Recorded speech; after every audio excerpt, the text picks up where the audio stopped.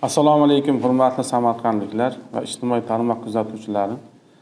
Bugungi brifingimizning asosiy mavzusi Samarqand viloyatida sanoat ishlab chiqarishi 2026-yil yanvar-aprel oylari yakunlari bo'yicha.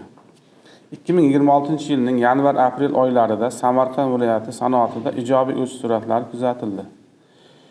2026-yil 1-may holatiga ko'ra viloyatda 4925 ta sanoat korxonalar faoliyat yuritmoqda.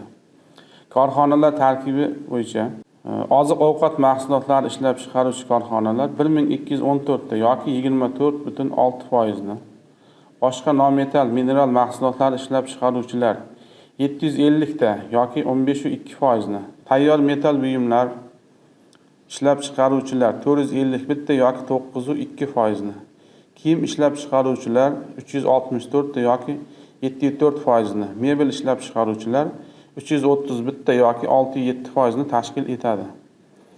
Hisobot davrida viloyatda 19 trillion 760,9 milliard so'mlik sanoat mahsulotlari ishlab chiqarildi.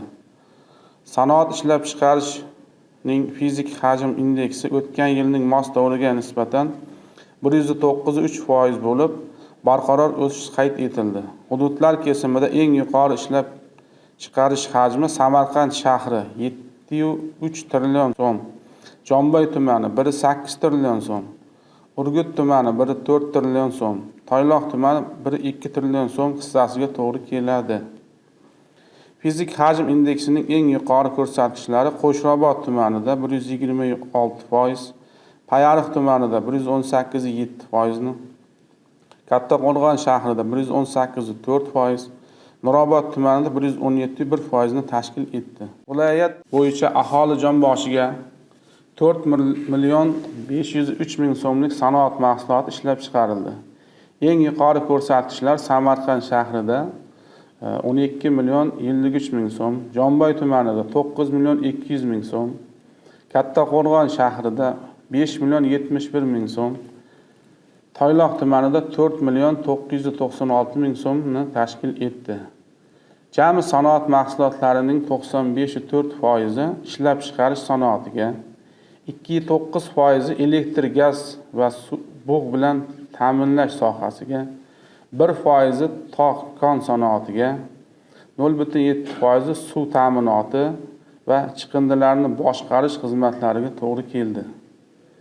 Yirik sanoat korxonalari tomonidan 1,80,000 tonna Portland sement, 1,598 dona yuk avtomobili, 124,000 tonna chaqiq tosh, 9,6 tonna ip kalava, 10,8 million kvadrat metr gilam mahsulotlari ishlab chiqarildi. Shuningdek, pivo mahsulotlari va paxta tolasi ishlab chiqarishda ham o'sish kuzatildi. Kichik biznes va tadbirkorlik subyektlari tomonidan 8 trillion 933 milliard so'mlik sanoat mahsulotlari ishlab chiqarildi. Ularning jami sanoatdagi ulushi 45,2% ni tashkil etdi.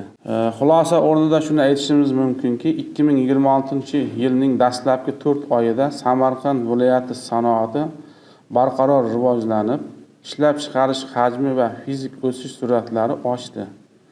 Ayniqsa ishlab chiqarish sanoati yetakchi o'rinni saqlab qolmoqda. Yirik korxonalar hamda kichik biznes subyektlari viloyat iqtisodiyotining sanoat salohiyatini oshirishda muhim hissa qo'shmoqda. E'tiborlaringiz uchun rahmat.